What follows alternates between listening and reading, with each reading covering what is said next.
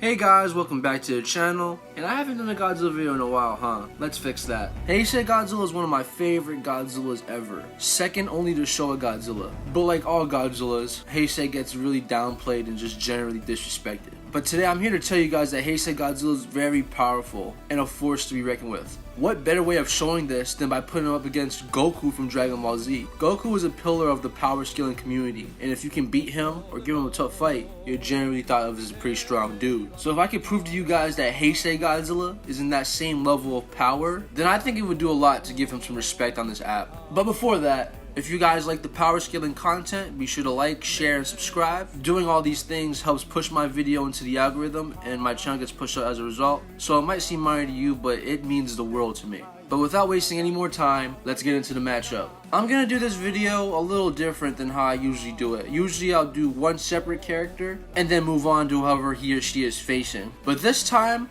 I'm going to be scaling them both at the same time. And what I mean when I say this is that I will start with one character's lower ends and then see if that character has the AP to even stack up to this character's lower ends, and then I'll basically just keep stacking it up until someone is just gonna get nagged. So our two combatants are gonna be Blue Saga Goku and base Heisei Godzilla before his Burning Godzilla amp. So basically Godzilla by the end of versus Space Godzilla. I could potentially do secret videos featuring Burning Godzilla and a potential Dragon Ball Super Goku. But if you guys want to see that video, then you gotta like the video. Tell me in the comments. But moving on. Starting with Heisei Godzilla's lowest ends, you can get him to planetary to dwarf star level.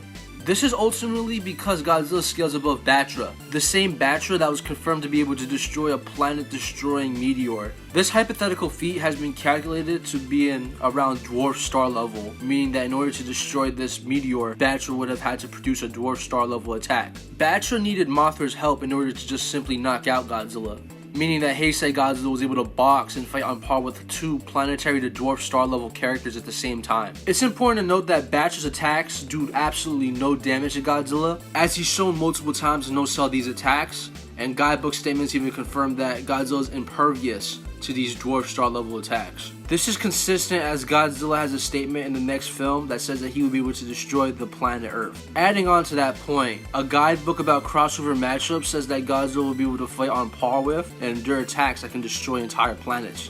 Both of these things would put Heisei Godzilla around large planet to dwarf star level. But how does Goku stack up to this?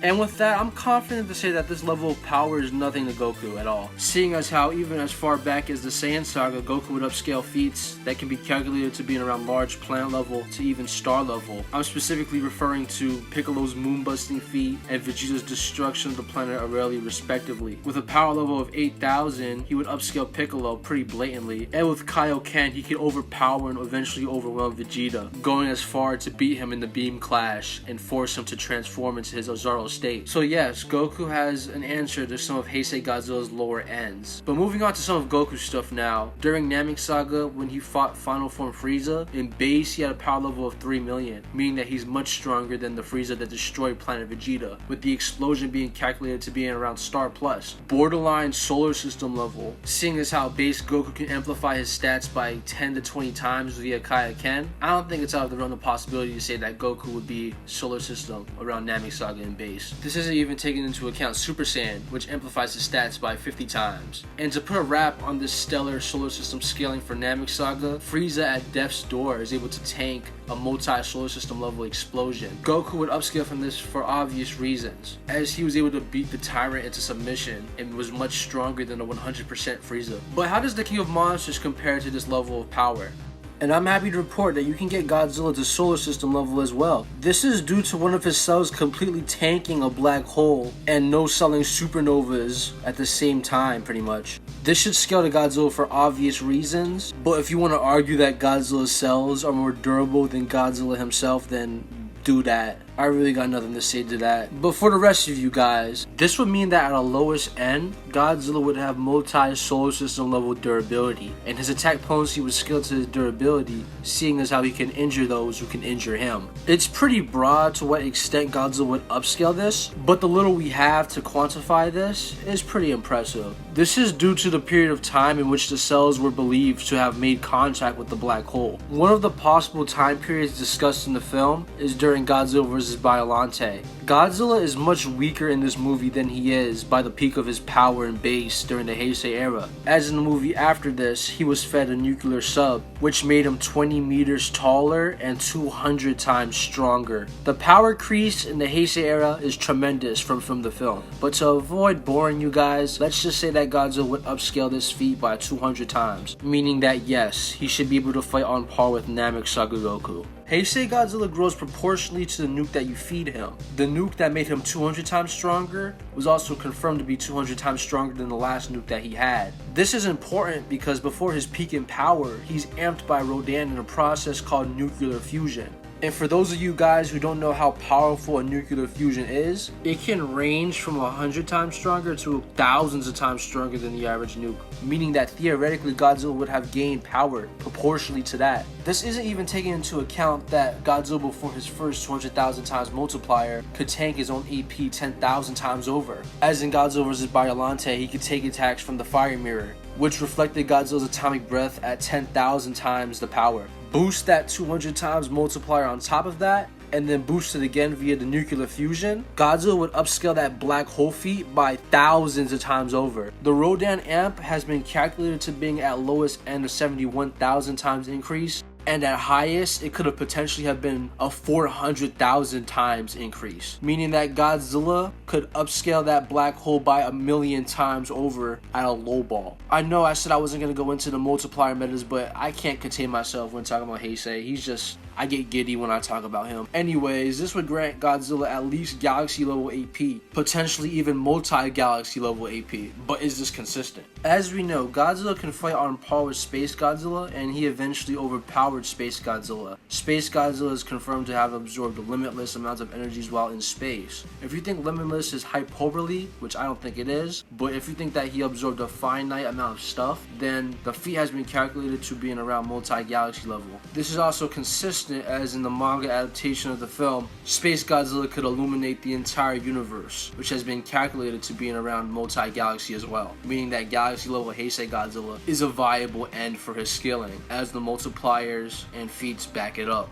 With multi-galaxy level Heisei Godzilla, I can finally get into the higher end stuff for Goku. During Cell Saga, Goku was portrayed as relative to Perfect Cell, with some guides stating that Cell wasn't holding back and that the two were evenly matched, though this isn't consistent with all the other statements and the narrative of the saga itself. Nonetheless, Goku should still scale to Perfect Cell somewhat. Cell in question was able to shake the entire universe by powering up. If you ignore the fact that the Dragon Ball universe is infinite and you assume that it's a finite space, then this would still be a multi-galaxy level feat. But you can get Goku blatantly over even Super Perfect Cell, who was confirmed to have gotten a Super Saiyan 2 times multiplier on top of his previous base. As during the Otherworld saga, Paikyon was able to one-shot this Cell, who was confirmed to have been as strong as ever while weighted, and Goku would go on to fight on par with the weighted Paikon and base in the same arc, being visually shown and stated to be equals. This is important as even Perfect Cell has a bunch of infinite power statements and a lot of statements implying that he was going to destroy the entire universe. These infinite statements are made consistent as in the anime, Cell's Kamehameha wave was not only going to destroy the solar system, but it was going to blow everything away and turn the entire space into darkness. If you think that since Cell didn't destroy the space, he wouldn't be universal, please consider that there are infinite stars, planets, and galaxies in Dragon Ball. So if you just destroyed every celestial body in the Dragon Ball cosmology and didn't even destroy the space, that would still be high universal. I must reiterate that Cell was going to do this all at once with this Kamehameha wave, as he's talking about what the beam was going to do, meaning that even before the 7-year time skip, Goku and base could scale up to high universal. Moving on to the Buu Saga now, and for the sake of Goku's scaling, I'm going to be arguing that for this video, Kid Buu would upscale Buuhan. That's a contentious topic and take, I know, but this is a Godzilla vs. Goku video. Let's not talk about Buuhan in the comments. Kid Buu was a casual galaxy wiper, and in the manga, Goku states that he would make the universe go poof, implying that he would be able to destroy the universe instantaneously or really quickly. This chain of scaling would give more credence to Galaxy and Universal AP for Goku. But due to Kid Buu upscaling Buuhan, we can argue that Kid Buu and Goku by extension would be around low multiversal, as Buuhan's scream was going to destroy the dimensional wall between separate space-times by literally crashing dimensions on top of each other until it would just blow up or something like that. It's kind of confusing, not gonna lie, but if you use this chain of scaling scaling, you can argue that Buhan would be low multiversal because he's able to harness that power in his fight against Vegito. If we use all the statements that say Kid Buu upscales Buhan, then Kid Buu would be in that same tier of power, and Goku in Super Saiyan 3 was able to fight on par with Kid Buu for an extended period of time, granting End of Z pre-Battle of God Saga Goku low multiversal attack potency. This chain of Goku scaling is a little dubious as it relies on Kid Buu upscaling Buhan, which I'm only arguing to give Goku his highest end for Z, so I don't want to hear none of that in the comments once again. So we have Goku having infinite power before Buu Saga, and by the end of Buu Saga he could potentially destroy or scale to people who can destroy numerous space times at once. So how in the world could Heisei Godzilla possibly give Goku a tough fight, much less even beat him? And I assure you, I wouldn't have made this video if there wasn't a way. Getting back to Space Godzilla, I wanted to explain to you guys why I believe Space Godzilla absorbing endless amounts of energy in space is ultimately consistent and meant to be taken literally. And this is ultimately due to it being consistent, as whoever wrote these guides is really adamant on infinity being taken literally,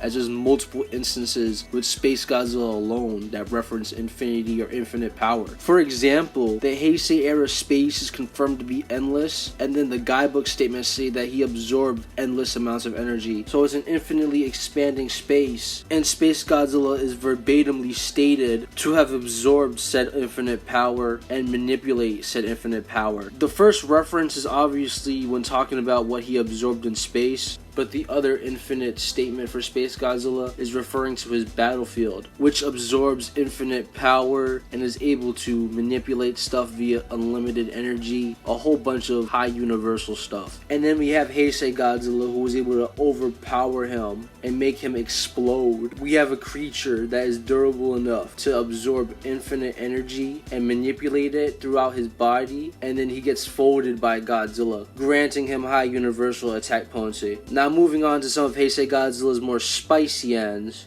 we have to talk about the Godzilla cosmology. As in the Showa era, there are confirmed to be multiple 4D realms in that cosmology. Heisei should have the same cosmology, as both are alternate timelines that branch off the original 54 film. There are also 4D kaiju in the Showa era, and jobbers such as Biollante and Heisei Ghidorah would upscale all of that, with statements of Biollante being the strongest Godzilla enemy ever, and Heisei Ghidorah upscaling the original Ghidorah respectively. Meaning that you could argue that as early as Godzilla vs. Biollante, he would be around Universal Plus. But going back to the cosmology itself, due to it having an infinite space and multiple 4D realms, it would be a low multiversal construct. And in the Rebirth of Mothra trilogy, multiple Ghidorahs are referenced as having the power to destroy it all. It's important to note that the Rebirth of Mothra trilogy is an alternate timeline of the Heisei era, so it would just have the same cosmology as well. Mothra Leo, who's able to fight on par with these Ghidorahs and beat them, as well as having a whole bunch of infinite power statements for himself as well, wouldn't have the attack potency to even penetrate Super Mechagodzilla 2's defenses. The same Mechagodzilla that was melting in the presence of Godzilla. And you can stack that 400,000 times amp on top of his potential low multiversal AP.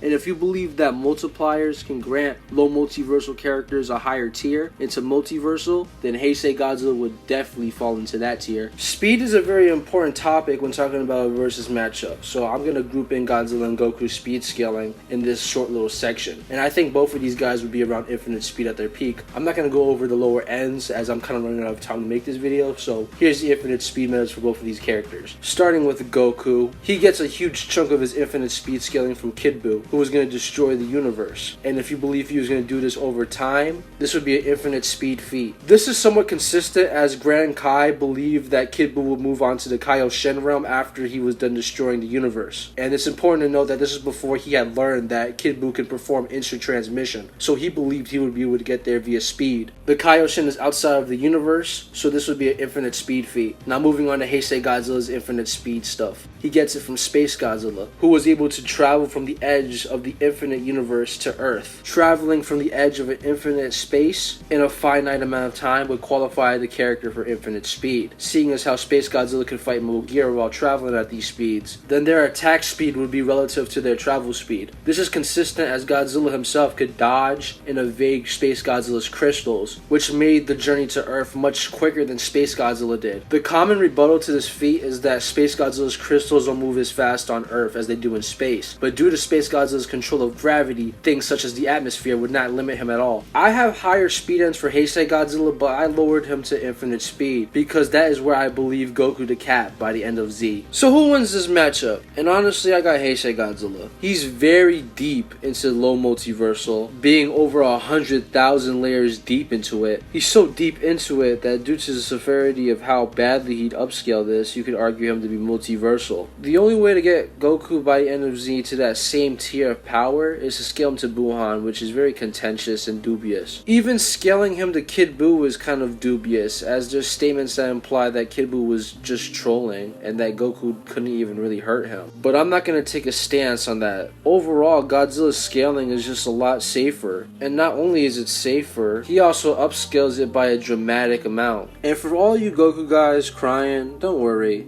I can always make a sequel video with Super Goku. Will he perform any better? I can't make any promises. But to all of my Godzilla fans, due to the inherent nature of this video, I have lowballed Heisei Godzilla. I've chosen to leave his higher ends that aren't wank for a potential sequel video. So if you guys want to see that, get this video to 200 likes. And then I'll think about it. I'm just joking. I'll end up probably talking about him anyways. I can't stand not talking about Heisei Godzilla for too long. If you disagree with me, leave a comment on why I'm wrong. If you agree, be sure to like, share, and subscribe. I want to shout out King of Monsters, who has a 3-part analysis series on just Heisei Godzilla alone. And he does it in order, so he didn't lowball the character like I did. So if you want to see higher ends and more in-depth scans and scales and metas, check his stuff out. All 3 videos will be in the description below. And to all of you guys, I hope I was able to inform you guys on why Heisei Godzilla isn't simply star to solar system level. But may I ask you guys, if Heisei Godzilla was dropped into the Dragon Ball Z verse, where would he stop?